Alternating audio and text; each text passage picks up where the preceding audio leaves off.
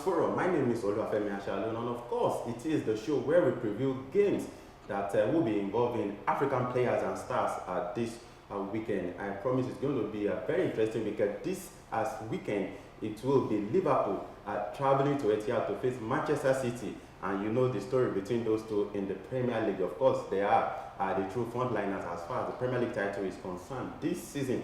And of course, in the Ghanaian Premier League, it will be Ashanti Kotoko versus Hearts of Oak. I know our Ghanaian supporters, our Ghanaian fans, I meant to say, they will be warming up also to that. And in Italy, it will be Napoli hosting Fiorentina. Of course, we hope to see our own Victor Osimhen getting back to action. Remember that he missed the 3-1 away win over Atalanta last season. So Kayode Ogundare is very much in the studio, and of course today we'll be doing this together. Kayode, once again, you're welcome to the show. Thank you. It's always a pleasure. So how has it been? It's been a couple of days now. Yeah, we've been good. We've been going about our daily, also looking for our legitimate 2K income, and we thank God we are hale and hearty. We are back in the studio to do this. Of course, we need to move on since the Super Eagles broke our heart.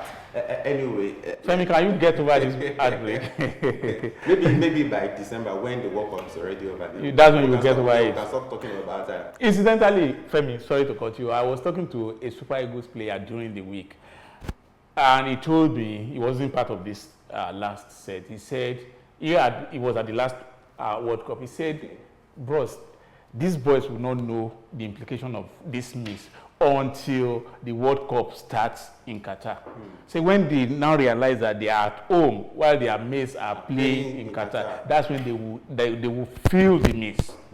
And I said, well, we all feel the miss, not only them. I hope it will spur them, to get serious when the that of 2026. Hopefully, will get rolling. Okay, before we get on the show, let's look at the UEFA Champions League. We saw the bridge again was destroyed by Real Madrid. You remember that Brentford did that over the week, and everybody thought it was just one of those things. Probably the bridge had not been rehabilitated before Real Madrid came calling again. The construction workers are still working on the ball. Eventually, Karim Benzema particularly went there, scored his second consecutive hat-trick. Remember what he did against PSG, and again he went to Stamford Bridge and broke the hearts of the fans. Yeah, for me, I think we have really underrated Karim Benzema. Because like I was in discussion with a friend while the game was going on, and he, understandably a Chelsea fan, was blaming the goalkeeper. And I said, you know what? Instead of blaming the goalkeeper, at least for the first 2 goals, why don't you salute the genius of the scorer? Because it's easy to blame the goalkeeper. I've played football. I know that when you kick the ball with your leg, the velocity and the trajectory of the ball is different from when you use your head. You can never predict how it's going to end up. The second goal. Exactly. That was sheer class. In a rainy night. That was sheer class. So for me, as much as I am not a supporter of Madrid, but I stood up that yesterday. I clapped for the goal, and I think I'm still clapping for Madrid for Benzema as we speak. That was a pitch. Those were pitches of course, they were good goals by any standard, and I'm not going to blame the goalkeeper for those two, although he was less than shitty on the game on a whole. But for those goals, I find no fault with the goalkeeper. Let's still, for a few seconds, let's still with Benzema. 34 goals this season. Kayode, it seems Benzema is now better as he ages compared to when he was much younger at Real Madrid. I think so. Not think so. I feel you're right, but then there's a danger in that. For me, the danger is in over-dependence on him. We saw when he was absent against PSG in the first leg, Madrid were a toothless bulldog. Now he came back for the second leg, he made all the difference. Yesterday at Chelsea, it was the difference. So what happens when he's suspended or injured? I have this fear when a team overly depends on a single player. That's why it's not table tennis, like I always tell you. This is football, a team game. When you begin to overly depend on the player, it's not healthy for the team. It's not healthy for the overall team balance. So I would wish Madrid had more options upfront than just depending Fine, he's a good player, no doubt about it. He's the captain, he's leading from the front, but you should not be too dependent on him. Okay. The game between Villarreal and FC Bayern Munich. Villarreal, I think they put themselves in a very difficult situation. Though they won the game, but they were wasteful on the night. What do you think will be the implication for them in the second leg at the Bayern Arena? They will pay for it. Yes. Before we came to Tuesday, we were talking about Bayern being very, very, how will I put it now? They've been the performance has been very bad away from home. Especially this knockout stage. They did the same against Salzburg. But they always have this corrective mechanism that once they get back to the Alliance Arena, they always correct all their errors and they put you in your proper place.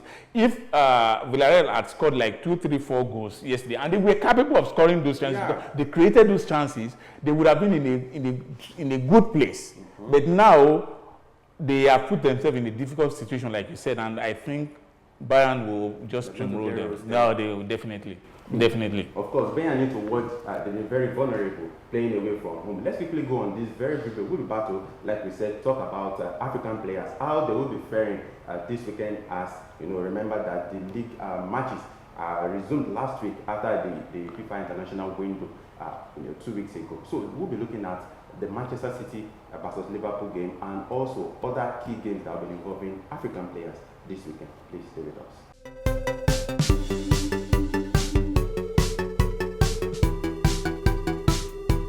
Welcome back. It's still Nigeria Super Fans Forum. Of course, Kayode, let's get started now. I know a lot of fans are actually, waiting for this.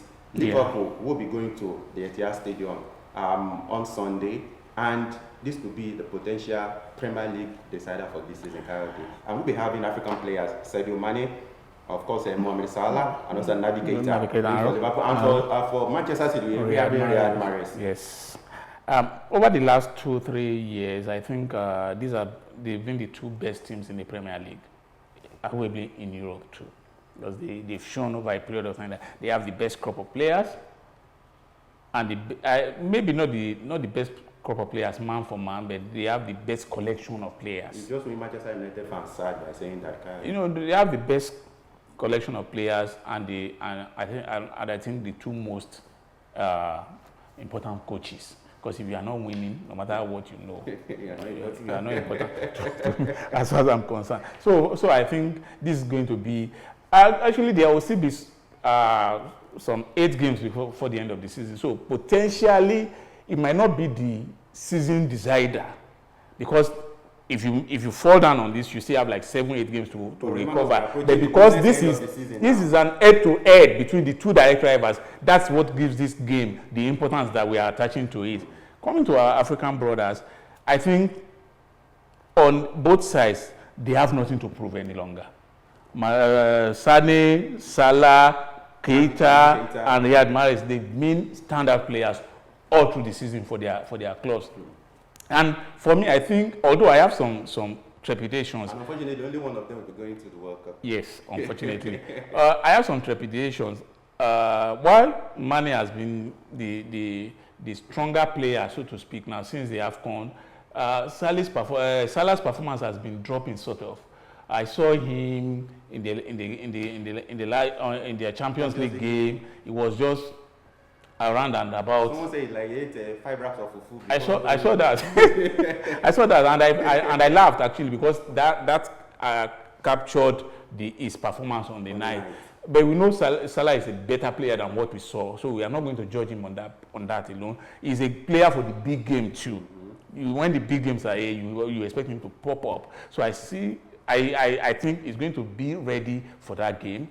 Naby Keita has been a peripheral figure, so to speak, because of the quality of players in the middle for Liverpool. So you understand. But despite being peripheral, it's also very important, because when a manager calls on you when things get tight, it shows that you are very, very important to him. So, and Riyad Mahrez, you know him. He's one of the top scorers for Manchester City. Exactly. He has been like a new signing for them. Very, very dangerous on and off the ball. So I think they will be in a position. It's a good thing that our African brothers will be in a position to decide the outcome of that game. Okay, let's look at Everton hosting Manchester United. Of course, we know the tale of Everton since Frank Lampard took over from Rafael Benitez. It's been from fire to fire for them. Then, Alex Iwobi particularly, this season it's not been impressive. Exactly. The last game against West Ham, we saw the error he committed that led to the goal, the winning goal against his side. Let's look at it. What do you think Iwobi should do in order to get his game going this season? Particularly, Manchester United have been very shitty, we have to say. So, do you think someone like Iwobi should be able to turn up the stars against a fumbling United side? The problem with Iwobi has been that of consistency. You see him play well in this game, the next game is off. You see him play well in this half, the second half is off. So, with a player like that, what you see is what you get. You cannot predict what he's going to bring to the table. And for me, I think, this may sound very, very harsh, but I think he needs to take time off to clear his head. He needs a holiday as much as he can get.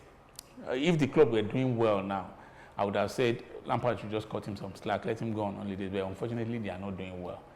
They are not doing on holiday when your other colleagues it has happened before. It has happened before. I've seen Sir Alex Ferguson do the same with Manchester United players. I've seen Mourinho in his first coming do the same with Chelsea players.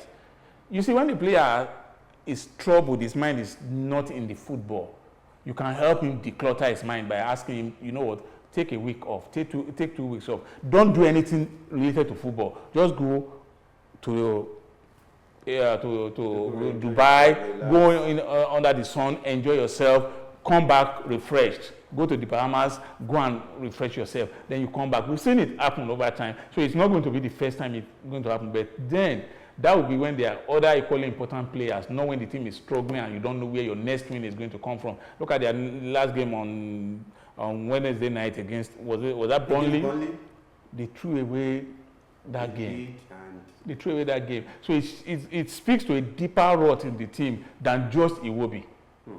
And unfortunately, you see, another thing is when a coach comes in mid-season like that, it's touch and go. You cannot predict whether he's going to come in, steer the ship well, and they will ride the course, or he will come and everything will go from bad to worse. You cannot predict.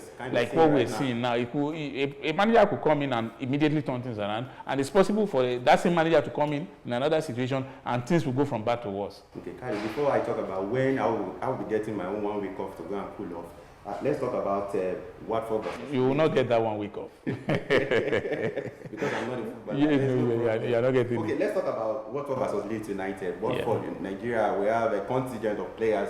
We have William Trosekong, we have Ogene Karetebo, Mane Dennis, and Samuel Kalu. Among the four of them, just Dennis can actually write a story about his game this season. The rest of them, it's not been impressive, particularly for Ekong since after the 2021 African Cup of Nations.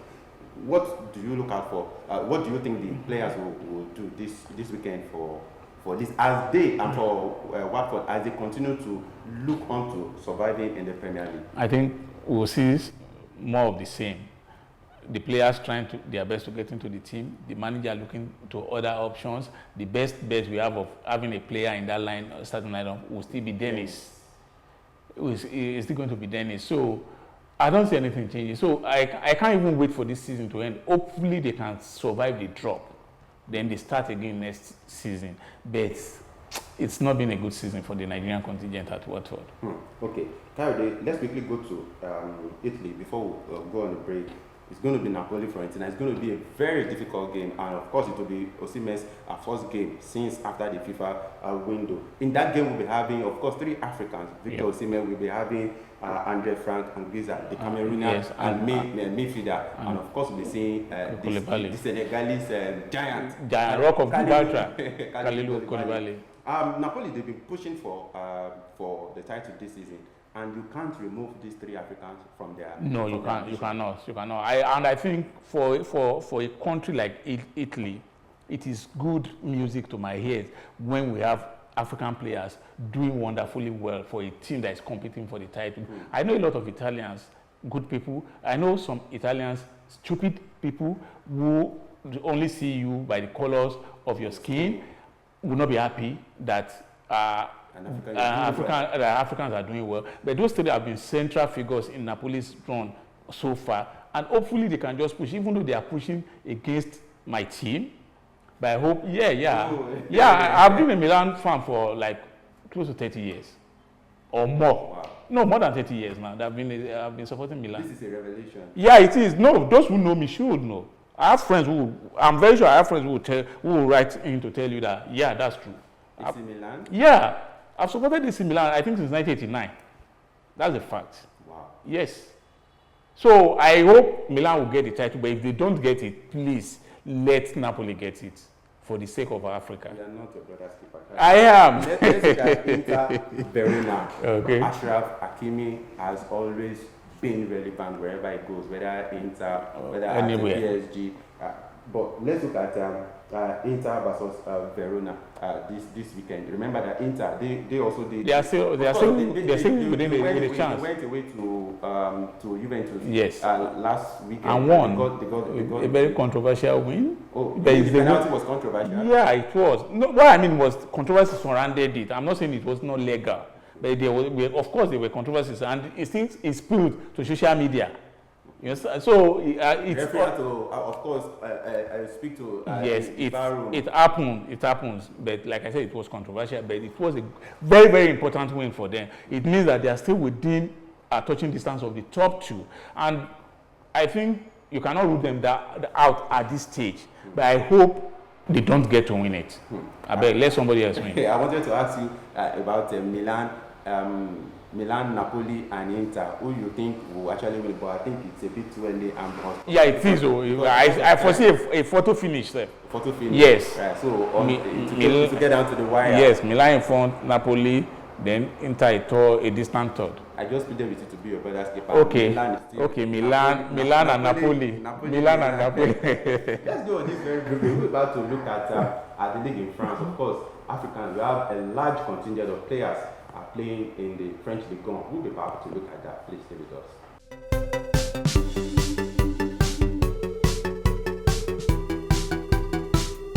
Welcome back, and it's still Nigeria Super Council. Of course, we've been looking at games that will be coming up this weekend in which African players will be involved in across Europe. Kyle, before we go to France, let's look at other important games that will be coming up in Africa this weekend. We'll be having Ashanti Kotoko versus anytime, any day. Ashanti Kotoko versus Phobia. Is always Phobia. is always Phobia. It's always It is. in England. What game would you equate the Ashanti Kotoko versus Hearts of Oak to? For history, Man U Liverpool for history, for intensity, Arsenal Tottenham. For its intensity, you can only compare it with a Tottenham Arsenal game. But when you're talking about pedigree, about history, you look at the Liverpool Manchester United Northeast derby. Okay, so currently in the Ghanaian Premier League, Ashanti Kotoko are first. Yes. Why Hearts, they are struggling in the fourth position. Do you expect, or are you looking forward to a frosty game or a clean game with a lot of tactical input from the manager? See, the thing about derbies of this sort is that when it comes to games like this, forms, positions are out of the window. They are not. Don't forget that these same two teams, when they play the President's Cup, won 2-1. Yeah. So that for me is a pointer to the fact that you cannot sit down here and predict who is going to win. But like I said, I'm not sure there's a bigger game in Africa than this game on Sunday. Are you serious? I'm telling you, Femi, you need to be in Accra or Kumasi. Remember we having our own Oriental derby. Yes, but I assure you, no caps, this is the biggest game in Africa this weekend. There is no bigger game when Ashanti Kotoko and Hearts of Oaks when they play. Whether they play in Accra or they play in Kumasi, the whole country shuts down. That's the truth. Because the build-up already. The build-up, exactly. The build-up. I wish you were in Kumasi or Accra now. You would have seen the signs that something big is coming up this weekend. I remember one particular game like that. It's been a couple of years now that they played, and Hearts of Oaks were like beating everybody. They were even doing well in the continent. In the CAF Champions League, was that the year they won the Champions League? I can't easily recall now. But you know what? When they played Kotoko, it was a totally different game. So that's why I said, forget who is fourth and who is first. The game itself I wish you see the game on TV, Femi, and you understand how big this game is. For some, it is the biggest game in the world. For some Ghanaians, I know I am friends with some. I just told you before we came on set about my friend Isaac in Accra. I wish Isaac was watching me now. You understand what I'm saying? Days before the game. Days before the game, he will put on, and he will be disturbing the whole neighborhood. For those who are watching from Ghana, Mataeko, I stayed in Mataeko then.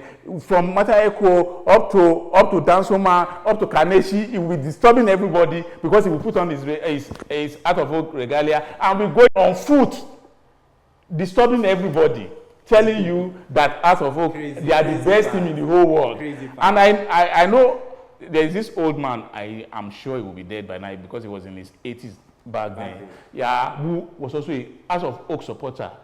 And he will be telling us stories about House of Oak dating back to 50, 60 years. The important players, Ibrahim Sunday, this and that. It's always very, very interesting, Femi. And that's why I said this game, for Ghanaians and for Ghana, is the biggest game that is going to happen this weekend.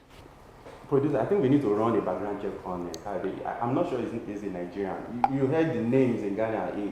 Okay, let's quickly go to the rental derby in Nigeria. Kayode Enyimba versus Rangers. Anytime it's always a big one in the southeast. Yeah, it is. Of course, Enyimba started like a house on fire with Finidi George, but unfortunately the fire has been put out. They are seventh on the log, while Enyimba, Rangers are meant to say are third, and they are pushing very, very, very hard. Kayode, what should we expect in this game? Yeah, see, this game ordinarily would be like the biggest game in the Nigerian Professional League this weekend, but times are changing. There are new sheriffs in town. There are new players who have new teams. Who have new players, better players, if I dare say. Rivers United, Plateau United, and pushing at the top of the table. We are going to see, but nevertheless, we are going to see a very, very good game because forget Enyimba's current position. They have a good score. They have a decent score. Same with Rangers. I've seen Rangers play this season, and I think, especially their away form, they are very, very, very good. And they are going to Aba for this game. So I fear for Enyimba. That's why I fear for Enyimba because Enyimba at the Etihad Stadium, they've not done very, very well. They've lost. They've drawn and lost more than they've won.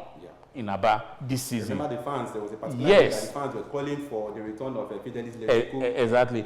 Exactly. So for me, I'm seeing a draw. If there's going to be a win, a slim win, I think Rangers can make it. So do you think that will pile more pressure on the Finidi George? Definitely. Because honestly, I don't see Finidi lasting beyond this season. Because Enyimba are in a very, very unfamiliar position. Seventh, Enyimba believe that it's their bad try to be in the top two. So whenever they go below that top two, top three, they believe, no, this is not where we belong to. And I like that kind of spirit. You do not settle for less.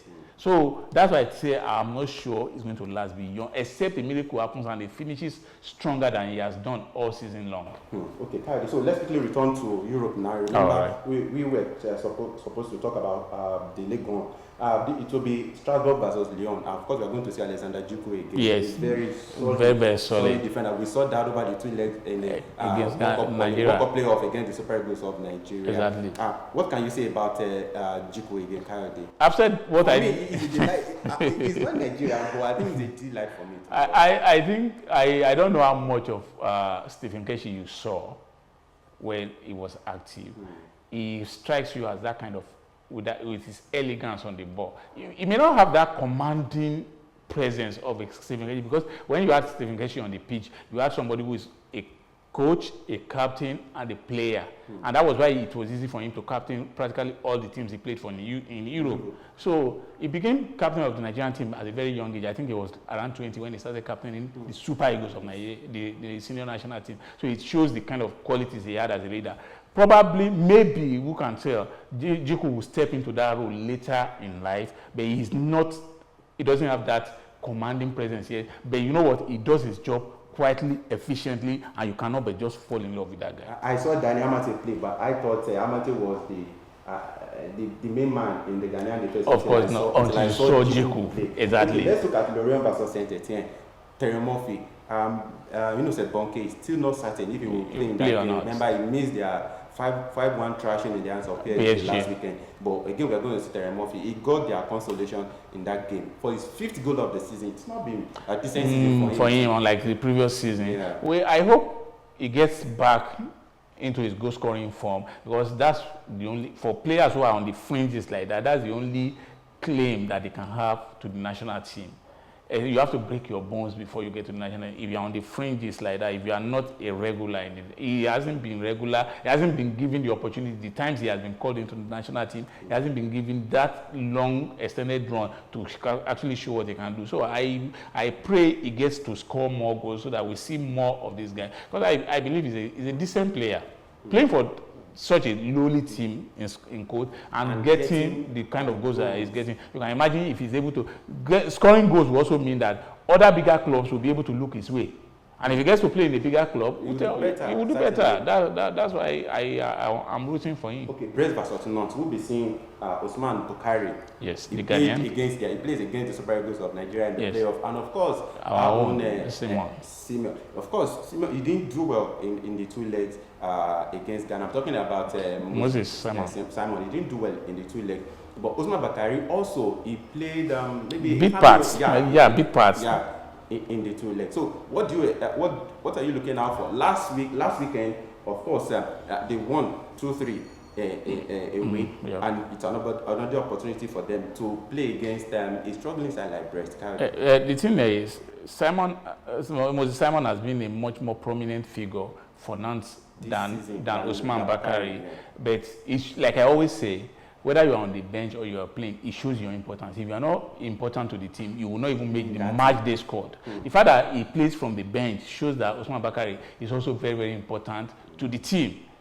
If you're not important, Femi, you're not going to be in the match day squad, or the team will just find a way to ease you out. So that importance is what I want to take on board with me. I'm not going to look at the fact that he plays big parts. Those big parts could be very, very crucial in some games. So, going into this game, I hope for their sake that they do well, because the higher they go, the better it is for the team as a whole. So I hope we're going to see them do well in the remaining few games that are left. But like I said, I think we will see a much more improved Simon, seriously. Okay, Akayode, our star player of the week last season, I'm talking about Paul Nachu. Yes. I will be in action this weekend as again travel to RFC Serang. And of course, John Petil, the Ghanaian, they will both be in action. Onachu scored his 19th goal. In the league alone. Last week, I think he will continue with the streak. I see no reason why he shouldn't. Seriously, I see no, because see, the thing about footballers, about strikers, is when you score goals, it gives you confidence to fly higher. You believe you are untouchable. You can do everything and anything. So scoring the hat-trick last week will fire him to want to do more. And I like I said, I see no reason why he can. He's third on the goal scorers chart now. Yeah. But he wants to move higher. He won it last season. There's nothing that says he cannot still win it this season. So that, I think, is what will be paramount on his mind. That even though they are not in a position to win the league any longer, but at least he can win the top scorers award. Okay, Kadi, as a roundup, Getafe will be hosting Villarreal, and of course, you know that we have Cedric Bakambu, the DR Congo star, and of course we have our own Samuel Chukwueze. Chukwueze played some part in Villarreal's game Champions League on Wednesday against Bayern on Wednesday. What are you expecting from these players to bring to the table for Villarreal? I think Villarreal are like the nearly dear team of the La Liga. They will show much promise at the beginning of the season. But Champions League, I'm sure no one will have expected that they will go this far. Yeah, but nobody expected them to go this far this year, but nobody's giving them any chance. You know what? They are like the elephant on the treetop. Nobody knows how it got there, but everybody knows it's not going to stay there for long. Yeah. So I'm not expecting them to be. You become a philosopher all of this. Maybe, if you say that, but I know that Villarreal, they've run their course. They will get a bloody nose against Bayern in the second leg next week. Okay. Lastly, Almeria they will be hosting a Ponferradina in the Spanish Segunda Division. I'm talking about our Stade Pumar now. Last week they played 1-1 away to Huesca. It was quite painful, but they are now third from first. Remember, they were topping the Segunda Division. Then Eibar knocked them down, and now they are third. Do you think Puma will? Incidentally, Eibar is the team I support in Spain. Yeah, until they went on relegation, but then I still follow them. What happened to Real Madrid, Barcelona? I have never supported Barcelona and Real Madrid, ever. I used to support Valencia before, that was a long time ago, but the moment Eibar got promoted, like some 5-6 years ago, I started supporting them until they went on relegation. For a team that size, they performed miracles for the 5 or 6 years they were in the La Liga, and I know that we are coming back this season. Yeah. Do you have a free resident permit to live in Eibar? Because I don't tell you to buy in Eibar. I'm serious. That's the team I support in Spain. I like, you know what? I like the underdogs. Milan are not underdogs. No, Milan, no. You know what? No, if you follow the story of Eibar, when they got promoted, you know, this town itself is so small that the whole town had a population of 27,000 people. So they had to do a GoFundMe, sort of raise money in order to upgrade their stadium to La Liga standard, and everybody chipped in their bits, former players, everybody, so that they are able to do that. So it's like a community team, and I like stories like that. So when I saw that story, I followed them up till they were allowed. Actually, there was a point that the La Liga said they were not going to allow them to play in the La Liga, but they were able to raise the money, upgrade their stadium, and they started playing, and they proved their own for the 5 or 6 seasons they played in before they got relegated. But now I'm happy that we are coming back, and now that we are coming back, we are coming to rub shoulders with like all the big guns in La Liga. Well, that's a touching story, but I would rather support Amira because of Sadiq Kumar. Kade, before the producer kicks us out of the studio. All right. Let me go. It's already signaling us to get out of the studio. Put you on the spot. Man City, Liverpool. Yeah. And Ashanti Kotopo and Out of Hope. Your predictions. You're going to put me in trouble with my friends in Ghana. But I think Kotoko, they are a stronger side now. Because they're topping the table?